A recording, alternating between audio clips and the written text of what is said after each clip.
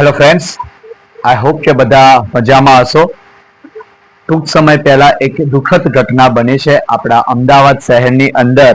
કોઈ એક શાળાની અંદર બે વિદ્યાર્થીઓની લડાઈમાં એક વિદ્યાર્થી મૃત્યુ પામ્યો છે. વિશેષ આજે હું એ વિદ્યાર્થી માટે દિલથી પ્રાર્થના કરું છું.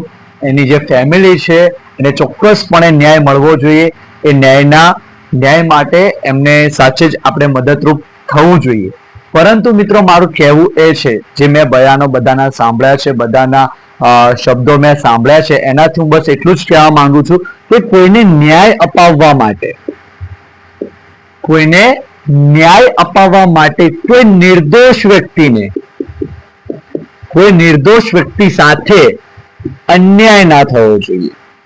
મિત્રો, એ એક જ સ્કૂલની ઘટના છે. એ ઘટનાને હું વારા ઘડીએ ન્યૂઝમાં જોઉં છું ત્યારે હું જોઉં છું કે હા, એના ન્યાય માટે ઘણા બધા એને મદદરૂપ થાય છે. વાત સાચી છે અને થવું પણ જોઈએ. હું પણ તૈયાર છું કે એ વ્યક્તિ સાથે અન્યાય થયો છે, એના પરિવાર સાથે અન્યાય થયો છે, એને ન્યાય મળવો જ જોઈએ. પરંતુ નિર્દોષ વ્યક્તિઓ સાથે અન્યાય ન થવો જોઈએ.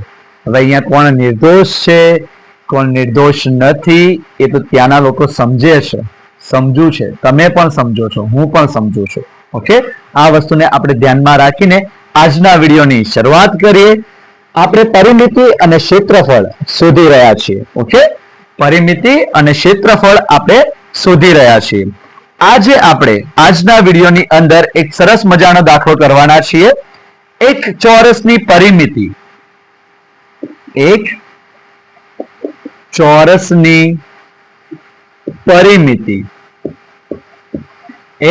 ચોરસની પરિમિતિ 64 સેમી છે. એક ચોરસની પરિમિતિ 64 સેમી છે. તો તેનું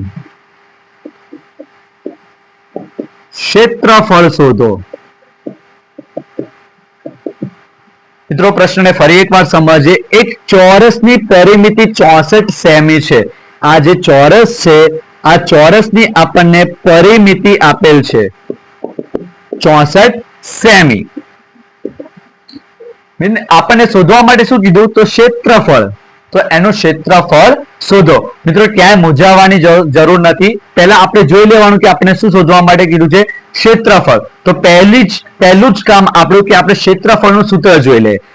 ચોરસ આકાર છે એટલે ચોરસનું ક્ષેત્રફળ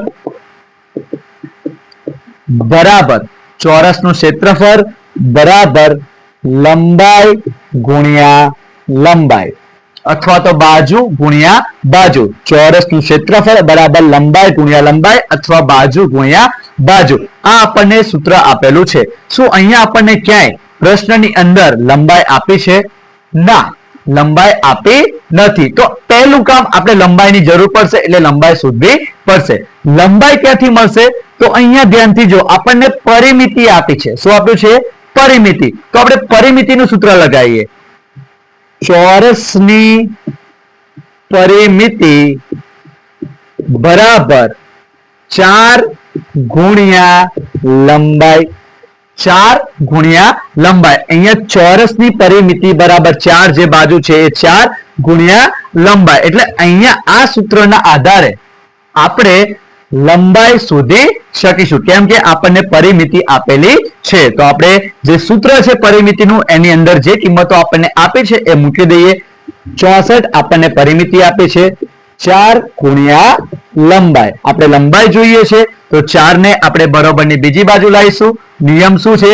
જો ગુણાકારમાં હોય બરોબરની બીજી બાજુ જાય તો ભાગાકારમાં એટલે કે છેદમાં જતું રહેશે. એટલે 64/4 બરાબર લંબાઈ. બરાબર, 64/4 બરાબર લંબાઈ. હવે આને આપણે ભાગ પણ કરી શકીએ છીએ અથવા તો ડાયરેક્ટ છેદ ઉડાડીને પણ જવાબ લાવી શકીએ છીએ. 64/4, 4 એકા 4, 2 4 નીચે આવ્યા, 4 6 24, એટલે આપણો જવાબ થઈ જાય છે 16. જે 16 છે, 16 સેન્ટીમીટર આપણી આવી જાય છે લંબાઈ. 16 સેન્ટીમીટર આપણી આવી જાય છે લંબાઈ. હવે એનું ક્ષેત્રફળ શોધવાનું છે. તો જે આપણને અહીંયા સૂત્ર છે એની અંદર આપણે લંબાઈની કિંમત મૂકી દઈએ. 16 ગુણ્યા 16 16 ગુણ્યા 16 આપણે 16 ને 16 સાથે ગુણાકાર કરવાનો છે. ચલો કરીએ. નીચે જ્યારે બે અંકો હોય ત્યારે આપણે 0 લગાવીએ છીએ. દશક થી શરૂઆત કરવાનું હોય એટલે આપણે 0 લગાવીએ છીએ. 1 6 6 1 એકું 1 6 6 36 નો 6 વધી પડી 3 6 1 6 ને 3 9 6 નીચે આવ્યા 6 ને 9 15 15 નો 5 વધી પડી 1 1 ને 1 2 આપણો જવાબ બને છે 256